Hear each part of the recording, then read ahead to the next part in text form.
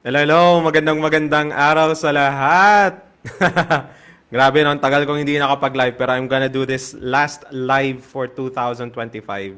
And if you're listening to this, sa live na to, congratulations dahil umabot ka sa araw na ito. Gusto ko lang pasalamatan ka kung nakikinig ka sa akin for the past several months. By the way, sino sa inyo dito yung matagal ka ng matagal ka nang nagpa-follow sa akin. Type mo naman dyan sa my comments kung how long ka na nagpa-follow sa akin, kung anong taon, di ba? um, I just want to make this last live uh, uh, dahil sa naniniwala ako sa network marketing. I still believe in network marketing, and if I'm going to choose a path for 2026, still network marketing. Still network marketing. Um, for the reason, maraming dahilan kung bakit, but yan yung gusto ko ma-encourage sa lahat ng nandito. If meron akong isang bagay na tututukan sa taong ito, that is to help network marketers regardless kung nasang company ka.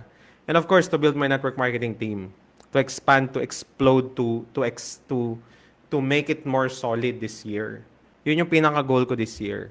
So, okay lang bang malaman? Kasi marami dito palaging nagpa-follow sa akin. And I just wanted to know kung how long ka na sa network marketing. Uh, Sige, count mo na kung galing ka sa ibang company, count mo how long ka na in total sa network marketing industry.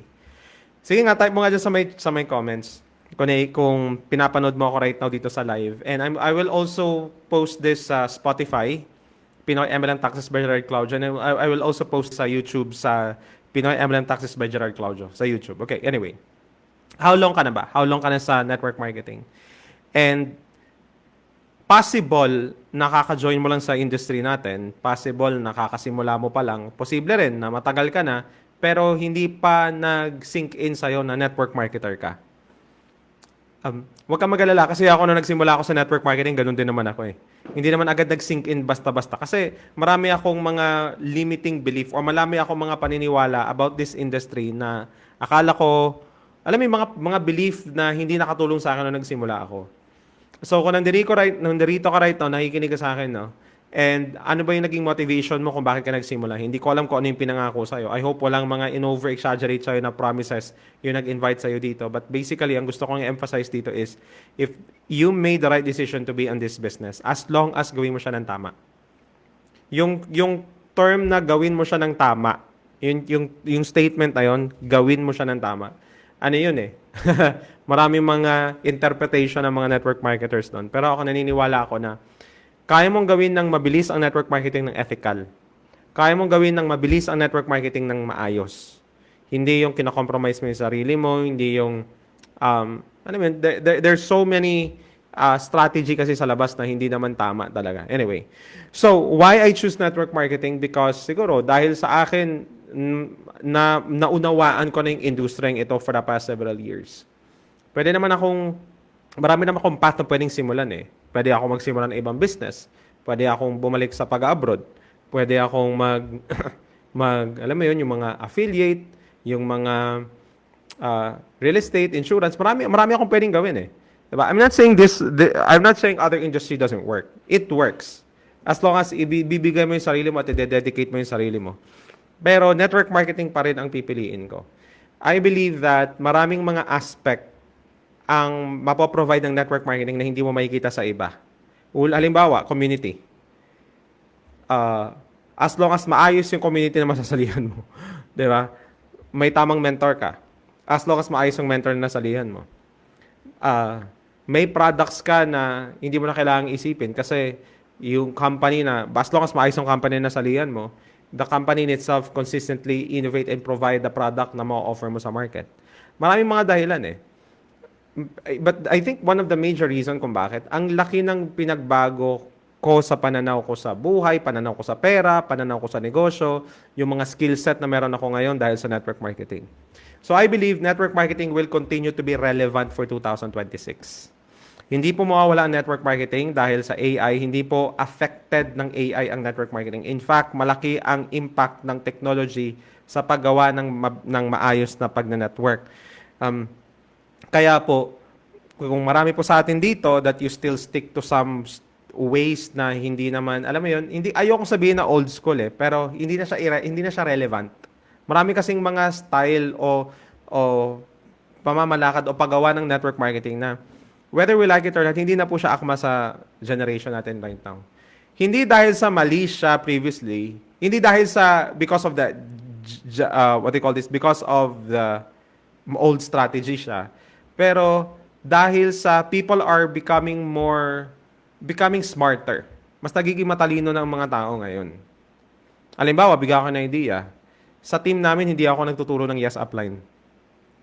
Magpapasya kayo, guys. I don't teach yes upline to my team. And kapag sinasabi ko to sa mga top leaders, hindi sila nag-agree sa akin. I completely agree. This is my team. And the reason kung bakit hindi ako nagpapa-yes upline sa team ko, dahil sa naniniwala ako sa leadership by permission.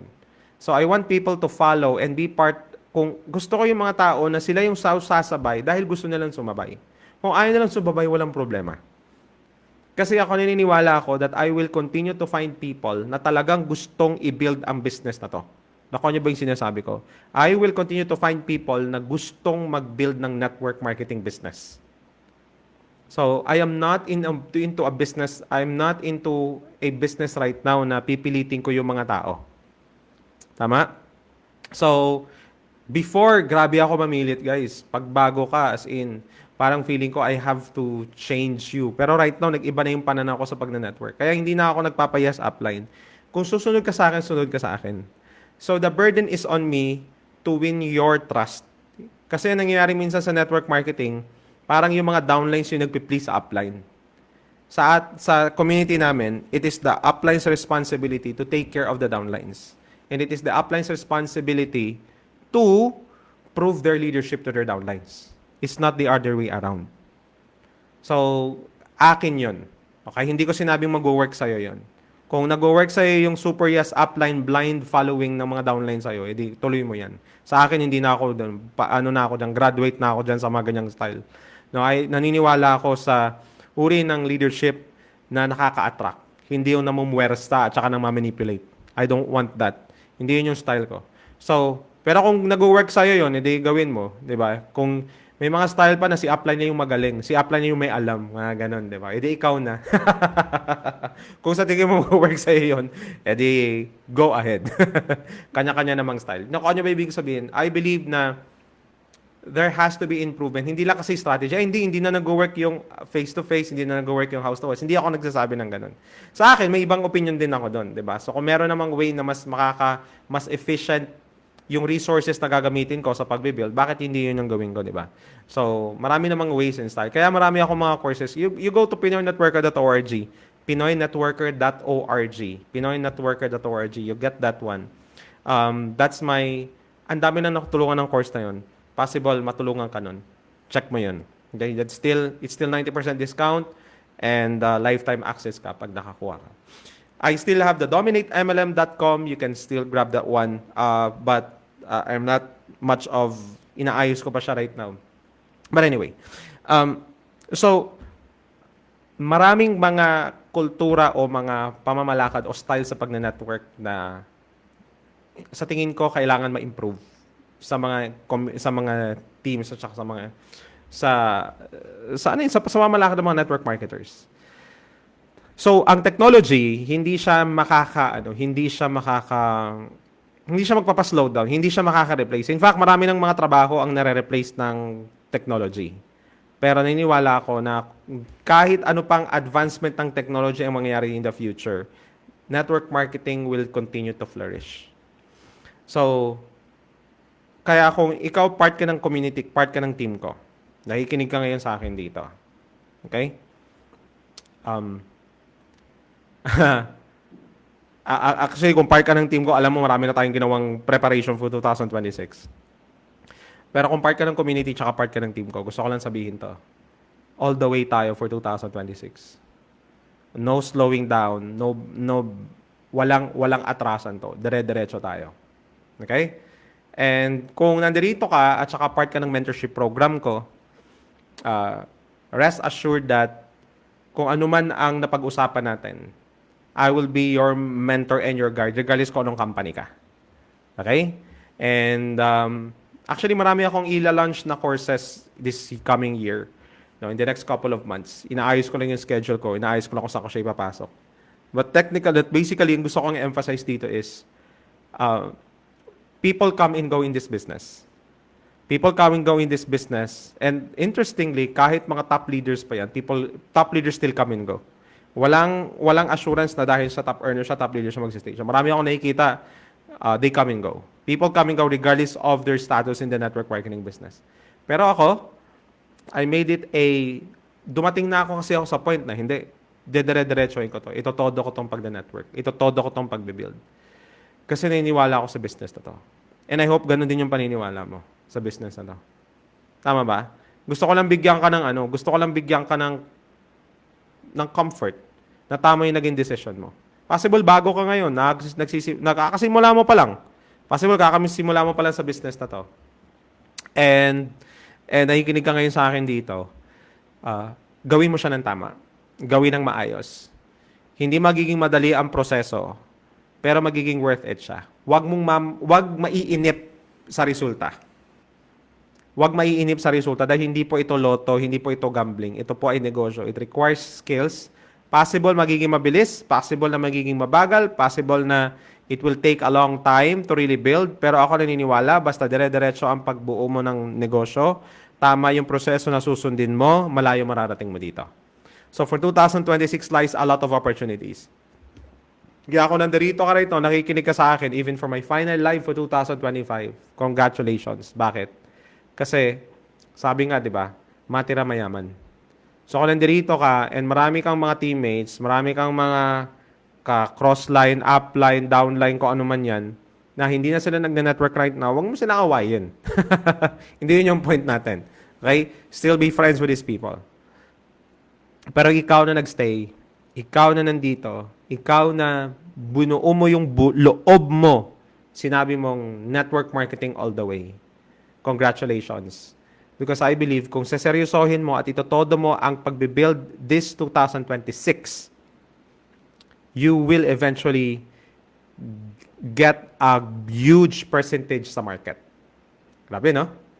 So, ganun na yung tingin natin dito. Tama ba? Hello, Juna Ricaforte. Magandang araw. Kamusta ka? Yes. Natututo ba kayo, guys? So, yun lang yung gusto kong emphasize dito. Yung gusto kong i-highlight sa inyo na nandito na ikinig sa akin. Network marketing all the way for 2026. Pero, kailangan gawin siya ng tama.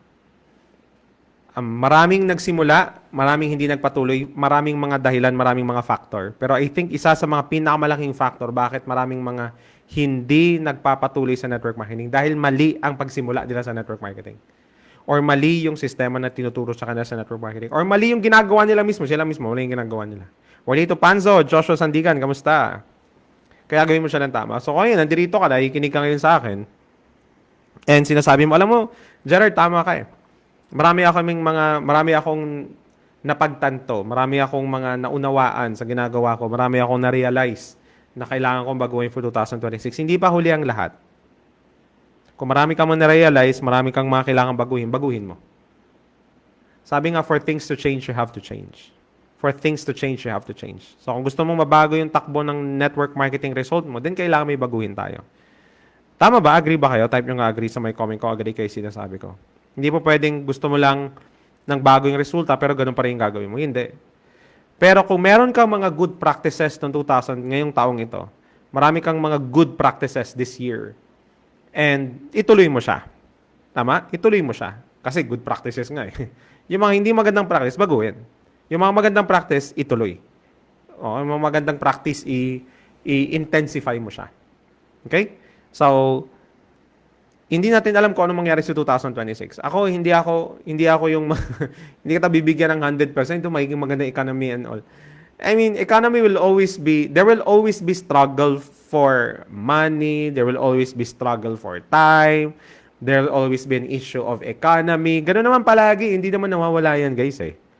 Pero sinasabi nila, nako, mahirap mag-network right now kasi yung mga tao walang pera. Bakit kailan ba hindi naging rason ng tao yan? Kahit dati pa, ganun ang issue ng mga tao. Kahit 10 years ago, ganun din ang issue ng mga tao. Kahit maganda yung ekonomiya, may mga tao pa rin sasabihin na hindi maganda yung situation. Ganun talaga.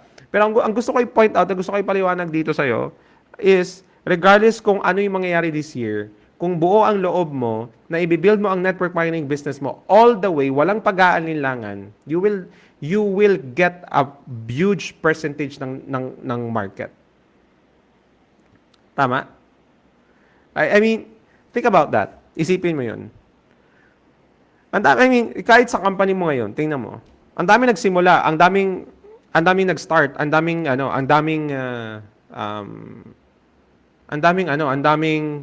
hindi rin nagpatuloy. Pero yung mga nagpapatuloy, basta tama ang proseso, yun talaga yung makikita mong ine-enjoy nila yung income nila. Ine-enjoy nila yung resulta nila sa pag-network. So, I'm just saying this personally, network marketing still for 2026. Mas intensified, mas refined. Ang dami ko natutunan this year, sa totoo lang. Ang dami ko natutunan sa taong ito. As in, nakaka-amaze lang.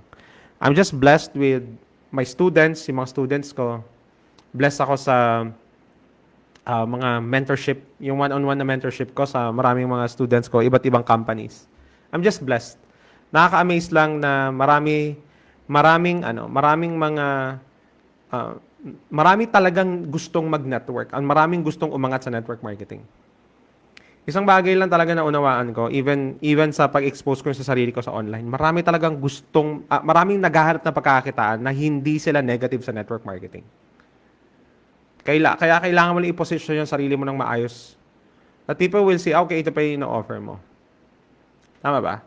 Okay, may ino-offer ka pala. Ano ba yan? Ganon. Okay? So, lalang. So anyway, I would like to grab this opportunity as well, kung saan ka man nakikinig. YouTube man, nakita mo ako dito sa TikTok, nakita mo ako sa Facebook, nakita mo ako sa Spotify.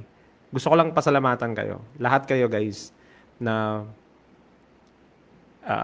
consistently supporting all my content here. And gusto kong i-congratulate ng mga students ko sa course, lalo na yung mga nag-breakthrough, yung mga nag-one-on-one mentorship ko na talagang gumanda yung progress. Congratulations sa inyo. I'm really proud of you. And lalo-lalo na sa mga network marketing team ko, yung part ng organization ko sa network marketing. Congratulations, guys.